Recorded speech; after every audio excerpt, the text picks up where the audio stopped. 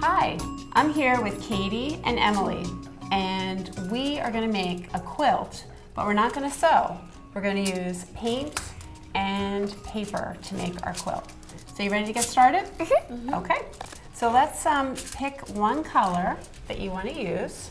Right now, we're going to make sort of the fabric. We're going to make a patterned fabric, okay? And we're going to do that by making a print, starting with foil. So you're going to want to take big blob of paint like that. Even bigger. Okay. A little more, just in case. That's good. If we need more, we'll put it on, okay? And then what I have here are just these, oops, that's okay, just leave it there. These fake little credit cards that you get in the mail, we're gonna use this like our squeegee, all right? So we're gonna spread it all around. We want it to be as big as the piece of paper that we're gonna use that's going to be our quilt square when we're done. Okay, so spread it out into like a square. Like that. And even if you don't want to make a quilt, this is a really fun way to make a very, very simple print. Okay, so now that looks good. You may need a little bit more paint. Okay. Let's squeeze a little more on. And we'll wipe off the squeegee a little bit. Okay. And then we're going to want to pick a texture that we want to use. Okay, so I'm going to use this big spring that I have. Why don't you guys pick one thing? What do you think? Okay. Okay. Yep. Okay. So I'm just going to roll this, and you can see how it's picking up some of the paint. Okay, so we're taking paint away, and oh, look what I just did. And we're making a texture, and then the paper is going to pick up the texture. Yeah, you're gonna have to keep pressing yours around. Press it nice and hard. That's it. Right, and then you take a piece of paper and you put it on top, and you wanna just press gently all around though. And get the corners, everything. Okay, and then, that's it. And then I'm gonna peel up the corner gently. And I've got my print right there. Yep, which one did you use? The net? All right, you gotta press the net in a little more, I think. We'll cut this part, okay? Good. Okay. So here's one that was made with this styrofoam that has a pattern right here. Okay? All right.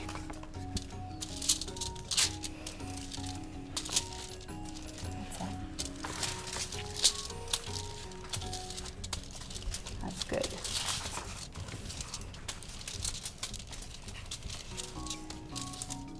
I think let's put a piece of paper.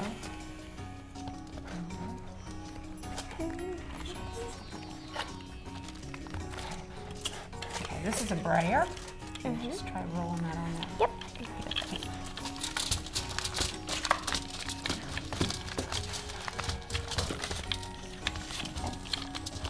So give that a try. Let's see what this looks like.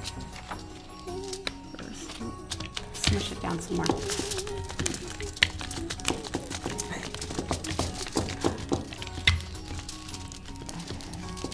I'm gonna let you use the brayer too. Okay, smoosh this down.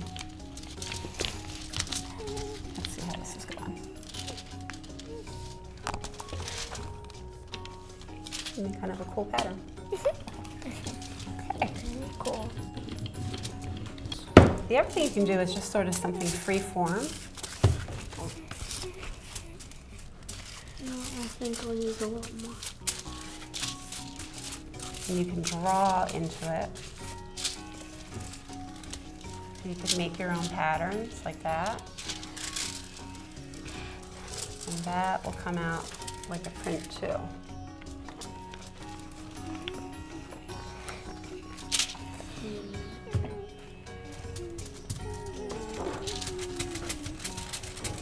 You need a part? Yeah.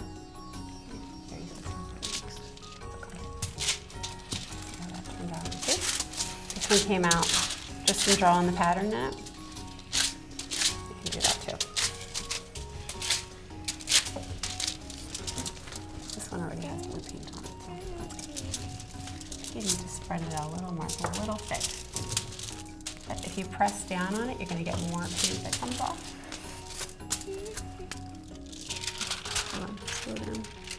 Just make sure it looks right before we pull it up. Okay.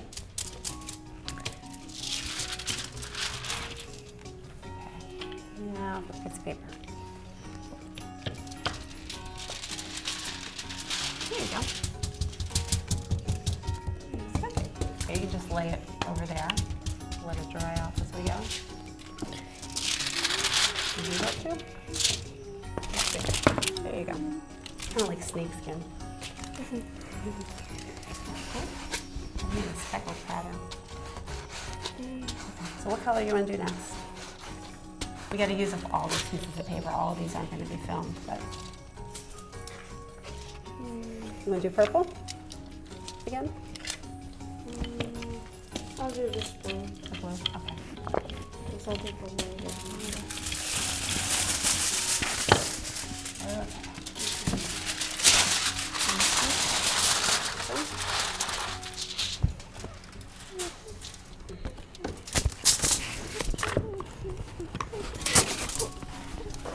Got circles from a paper towel tube.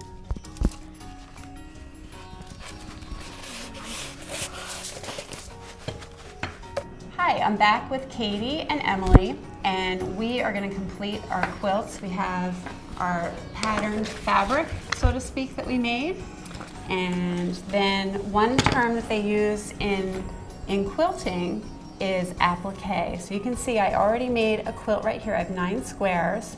And so I took a piece of fabric, the patterned piece that we painted, and then I took these strips of construction paper, and we're going to cut them and make patterns so it looks like a quilt. And when we're all done, we're going to glue it onto some poster boards so it looks like a finished piece. Okay? One thing I noticed for myself that made things easier was this. That if I had like an edge hanging off, I didn't bother too much with it till I was, I might have put it pretty close, but I cleaned it up at the end. I just kind of went around the square and cleaned up my line. So that makes it a little bit quicker. Whatever works for you though.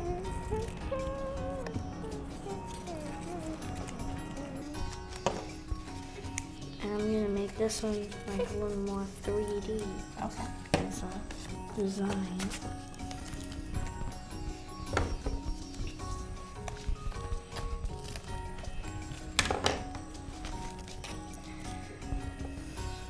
So here are Katie's some of her completed quilt squares.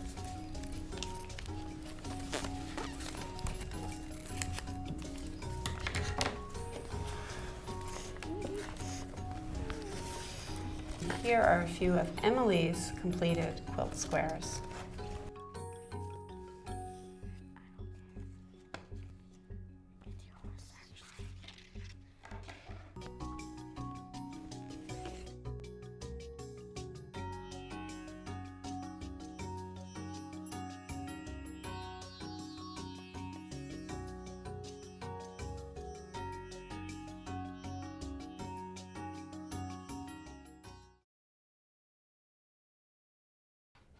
Make Way for Ducklings by Robert McCluskey.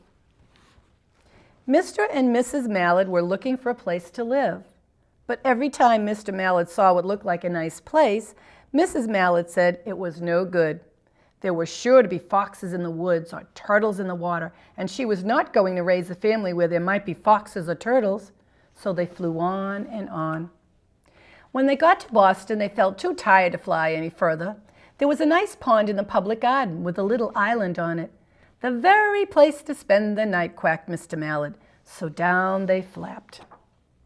Next morning, they fished for breakfast in the mud at the bottom of the pond, but they didn't find much. Just as they were getting ready to start on their way, a strange, enormous bird came by. It was pushing a boat full of people, and there was a man sitting on its back. "Good morning," quacked Mr. Mallard, being polite. But the big bird was too proud to answer.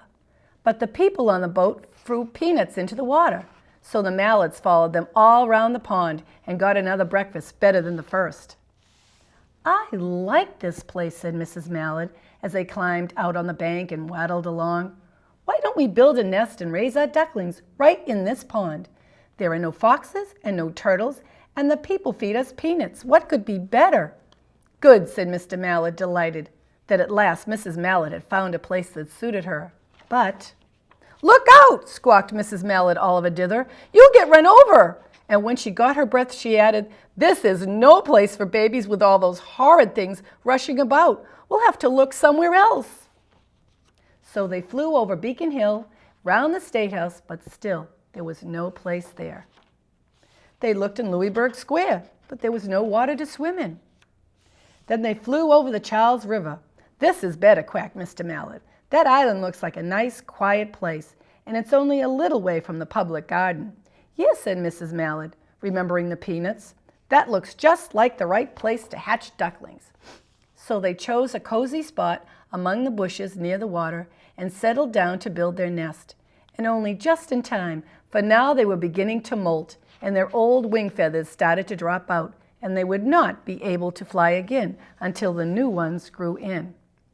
But of course they could swim, and one day they swam over to the park on the river bank, and there they met a policeman called Michael.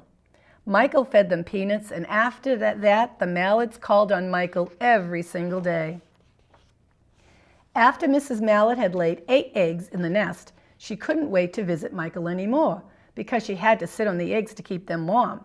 She moved off the nest only to get a drink of water, or to have her lunch, or to count the eggs and make sure they were all still there. One day the ducklings hatched out. First came Jack, then Cack, then Lack, then Mack, and Knack, and Whack, and Pack, and Quack. Mr. and Mrs. Mallard were bursting with pride. It was a great responsibility taking care of so many ducklings, and it kept them very busy. One day Mr. Mallard decided he'd just like to take a trip to see what the rest of the river was like, further on, of course. So off he set. "I'll meet you in a week in the public garden," he quacked over his shoulder. "Take good care of the ducklings."